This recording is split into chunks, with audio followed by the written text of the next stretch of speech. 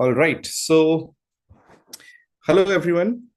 Uh, Very good evening, good morning, and good afternoon to all the participants who have joined this YouTube Live for the week 2 of your penetration testing internship. My name is Rohit. I'm very excited to open week 2 for all participants. And we are going to discuss today about some of the important things that you should keep in mind for this week's internship.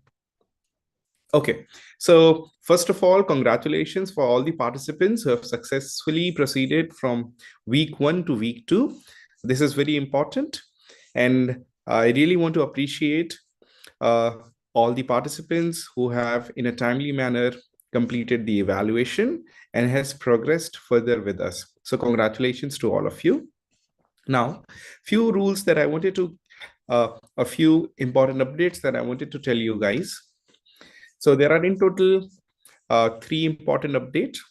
The first update is the week 1 submission extension. So for the week 1, we have extended the deadline until 29th of February. This is because of a lot of incoming requests that we have received from participants globally from different time zones that they were unable to complete the given task in the time frame because some of them are already working professionals, some of them are students at universities, etc. So please note that the extension for week 1 submission is extended up to 29th of February. Please note that after 29th February, we will not be able to entertain any further extensions or requests for week 1, and that will be deemed as closed. Second important update is for the week 2 submission. So the week 2 evaluation has commenced already on 27th February, and it will commence on 27th February, 12 a.m. Indian Standard Time, and the submissions are extended until 3rd March. So please keep in mind the submissions will be allowed to be submitted by 3rd of March. After that, no submissions will be allowed to be submitted from the participants. So you can please keep your work ready, do the evaluation, as well as keep your reports ready to be submitted by 3rd of March. I wish all the participants all the best for the week 2 submission and evaluation. Third important update is the weekly certificates. I'm very happy to see already participants are able to generate their weekly certificates and you will also be able to generate the weekly certificate for week 2 once you complete the evaluation, and week 3 as well. Upon completion of all the 3 weeks, for the 4th week, you will be receiving a consolidated certificate of the completion of the internship. That means you have completed the 4 week of internship required, you have progressed and passed the evaluation phases, that is the 1st, 2nd, and 3rd week of phase, and have reached by successfully demonstrating your candidature and completing all the given assignments in time. So at the end of the 4th week, you'll receive a consolidated 1 month completion or 4 weeks of completion certificate from our side that you can utilize to post it on various social media platforms like LinkedIn, Twitter, etc. And this will also be helpful for you to claim CPE credits as well.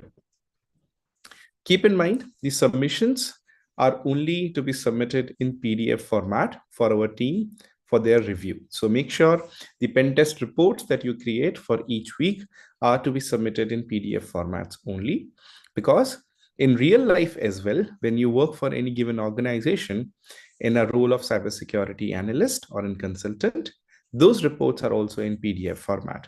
So you get familiar on how to create this report, export them in PDF, and then submit it for the review. So these were some of the important things that you have to keep in mind as basic rules. All right, now the rules have completed. Now for this week, the training, or I would say the internship topics that we are going to take up are XSS and IDOR. So we are going to discuss about XSS and IDOR in this given week and understand about what are these two different types of vulnerabilities. Okay, so just give me a moment.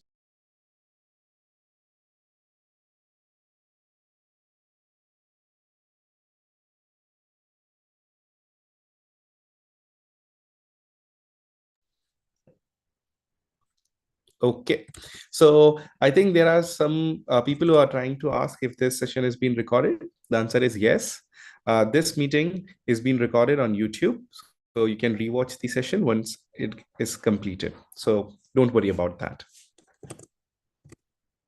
Okay, so I'm going to share my screen now, and I hope my screen is visible. So for this week, as I've said, we are going to discuss about cross-site scripting as our first vulnerability, and we are going to understand what it is. Okay, so XSS also stands for cross-site scripting, is primarily a security vulnerability which allows any attacker to load his or her arbitrary JavaScript payload that the application will execute.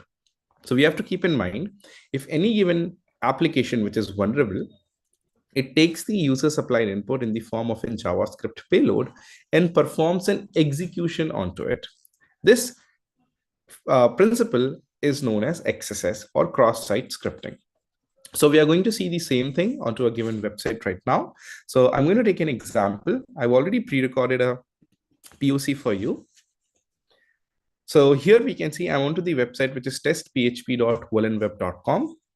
I'll go over here. Here, this is an intentionally vulnerable website, and I'm going to show you a proof of concept so that you can understand how this works. I'm going to go here, and I'm going to choose an input field, which is the search field over here. I'm going to enter a string, which is Hacktify, and we can see it gets reflected back on the given application. Now, Hacktify is not a malicious string, hence it will not execute. And as we have understood that XSS is a security vulnerability which allows the execution of a JavaScript payload primarily.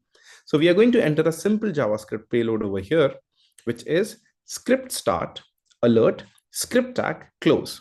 So once we do that, which I'm going to do right now here and hit go, we can see the execution takes place. This confirms that the given application takes the user supplied input and executes it. It interprets the code and executes it, due to which any attacker can now execute malicious JavaScript payload or code in the given application, which is really dangerous because we know that attackers can do anything with this malicious code. As the application is trying to execute JavaScript, any attacker can steal cookies as well from the given application. Here is one such example in which the payload that has been entered is script alert document.cookie, which is this payload. I'll write it down for you here as well. So this is the first payload that we have used, the script alert script tag close, which confirms when the script gets executed, we get an alert of 1. So this confirms the presence of the given vulnerability. Similarly, the next is script start, script close, and we are doing an alert. Instead of 1, we want to see the cookie of the current page. And here we can enter the payload, which is document.cookie, which allows to read the cookie of the current page, as we have seen here in the given POC. So this was XSS primarily, or we say specifically, reflected XSS on the given application, which we can find. There are more different types of XSS, like stored XSS and DOM XSS, which you are going to learn in this week as well. In the entire week of our evaluation, you would be solving the labs for stored and DOM XSS as well. I'll just give a brief overview about it. So in stored XSS, we are basically going to store the input on the given application into the profile or any given form. If we take an example of a profile on any application that you create an account, first name, last name, email, phone number, etc. There, if you save your payload and it gets stored in the database, every time you reload the application, the payload has been fetched from the database and gets executed on your browser. This is known as stored XSS. Let me give you an example for stored XSS in real life. Let's discuss about an application which is, let's say, Facebook. Let's say Facebook is vulnerable to stored XSS. When I am an attacker, I upload an image. Let's say I'm going to make a post wherein I upload my selfie, and in the description of the image, I'm going to add a malicious XSS payload and hit on save. Now this payload is being saved in the description of my photo or image. Now anyone and everyone who are in my friend list would see, oh, Rohit has updated an image or updated a post.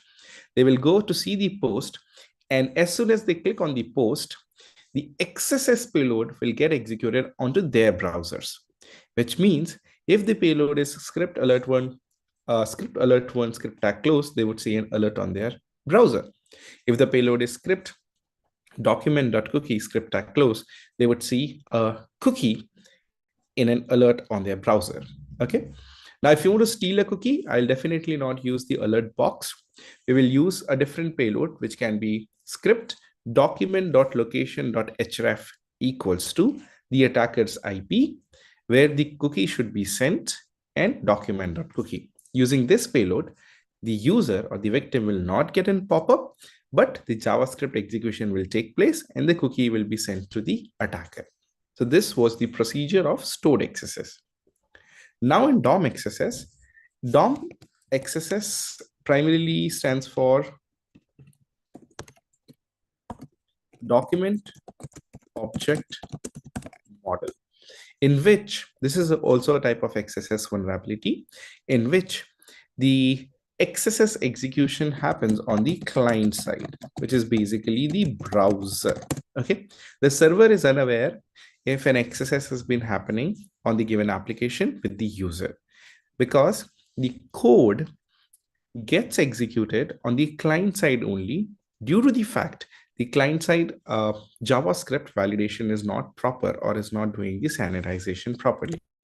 So there are two things that you have to keep in mind: sink and source. Sink is where the output comes out from. So it should be source and sink. Source is where your input goes, and sink is where your output comes from. Let me give you a very simple example. Let us say I'm going to go here on this website, which is https://bank.com. Yeah, bank.com. And here there's a profile that I need to submit. So let's say first name, last name, etc. So in the first name field, I'm going to enter Rohit and the XSS payload. Okay, so let's say the XSS payload is script alert one script tag close. This is just a very simple example to understand DOM XSS. Now the first name field, the client-side JavaScript controls that the first name field is only going to have, let's say, less than 10 characters only. Okay, and whenever the user is being supplied an input, convert the characters or the letters into capital letters. Okay, you might see this functionality in various banking applications where we sign up. Our input, if you have given in small, automatically converts to uppercase or capital letters. So we are assuming there is a similar functionality in the first name field, which takes a user input and there is a validation of less than 10 characters and converts your input into capital letters. Now here, what can be a problem? If there is no input sanitization, which means the user supplied input is not checked. What is the input supplied? So if I supply a malicious payload like this supplying or entering the payload and clicking on save. So when I supply the input in the first name field, this is referred as a source. Now the input has been passed to the JavaScript function, which will do the validation of less than 10 characters in capital letters and print the output, or basically give the output. That was basically saving the first name on the application. So this is known as sink, where input has been supplied, processing has been done by the JavaScript, which can be validation of less than 10 characters or converting it to capital letters, etc., and saving it. Now, here is a case where there is no sanitization happening. Hence, my payload that I've supplied in the source comes out as it is from the sink and gets executed on the browser. This is a classic example of DOM XSS, okay, document object model XSS, which happens on the client side. Hence, the server is not aware about what is happening with the given user. Hence, these are considered to be a very dangerous type of issues that can be found in given application. More learning material on these three different types of XSS will be shared with you during your internship period during the week. And you will also get the opportunity to get exposed to these labs as well, wherein you will also see the practical learning as well. Okay, so I hope you have got understood about XSS in a very broad sense. The next vulnerability for the week that we are going to learn is IDHOR. IDHOR stands for Insecure Direct Object Reference. Okay, this vulnerability primarily falls under OWASP top 10 for 2021, and the vulnerability falls under the category of BAC. BAC stands for Broken Access Control. And the previous vulnerability that we have seen, XSS, falls in OWASP top 10 under the category of injection. Okay, so keep that in mind. Remember it. It is usually asked in interviews. XSS falls under injection. Why? Because we are doing JavaScript injection. Hence, it falls under injection as per the OWASP. IDHOR falls under broken access control in the OWASP category. Okay, now what is IDHOR? Let's see an example here. So there is a website, let's assume bank.com, where I have an account. I'm a normal user and I'm going to sign up on the given website. Okay, now here, let's say I have logged into my account. So the endpoint is profile.html. And I have created an account. I have been assigned an ID. Let's say my user ID is 1. Okay, so once I log in the application by giving my username password, this is the URL that comes in my browser, wherein I can see this is the URL, and I can see the entire web page, which has my first name, last name, my bank balance, and my last 10 transactions. Let's assume this. Interestingly, this ID parameter catches my attention. So I'm going to go here and manipulate this ID 1 to 2. When I do this, I realize on the given web page, I'm able to see the data of another user.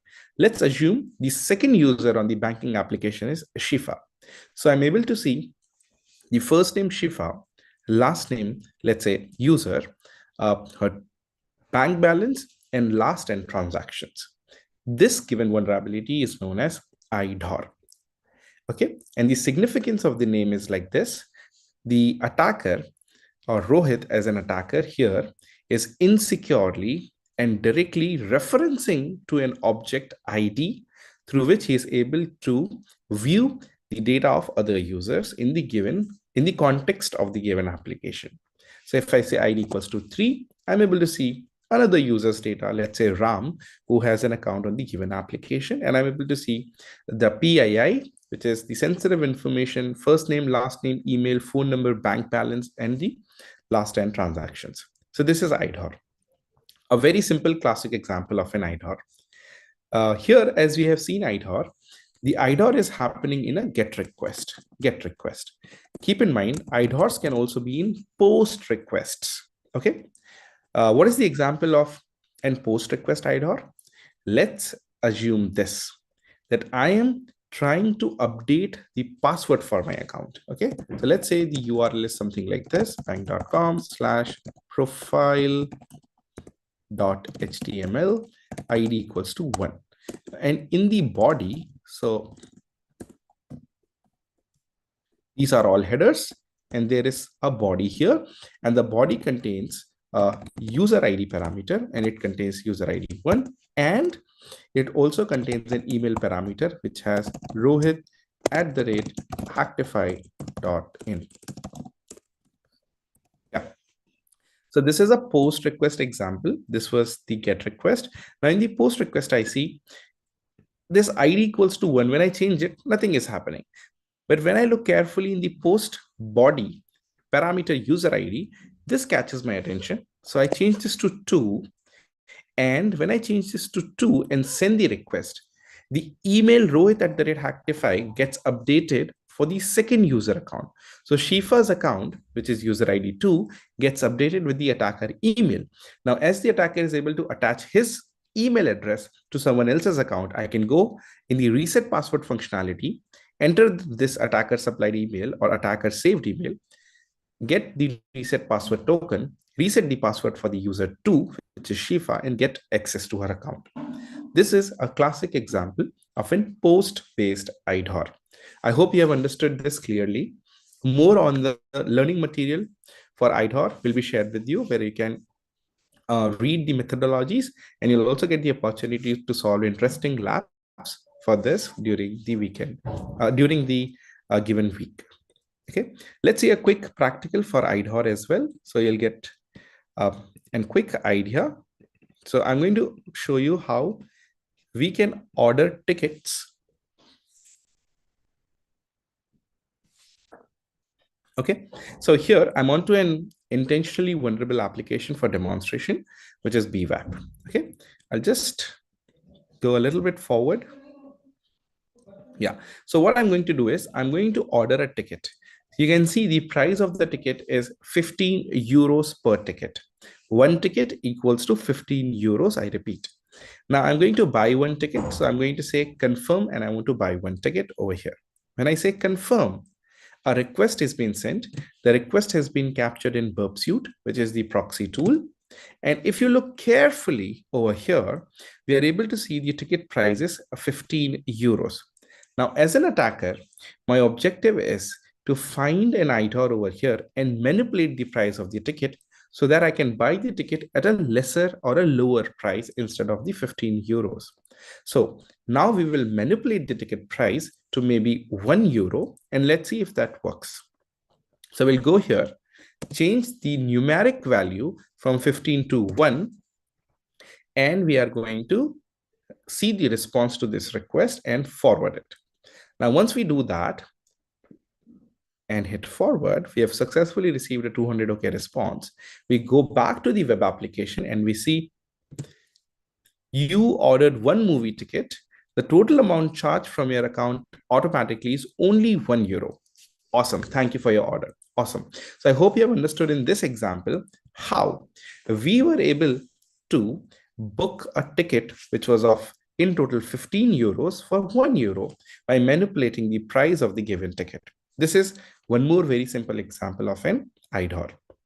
One last tip that I want to give from my side to all participants is whenever you see any GET request or a POST request that has any numeric values or have parameters which are commonly vulnerable to IDORs like UID, user ID, GID, UUID, GGID, or any other numeric values, please pay attention over there because these are usually susceptible to IDOR-based attacks. Okay, I believe that's it for this given technical session.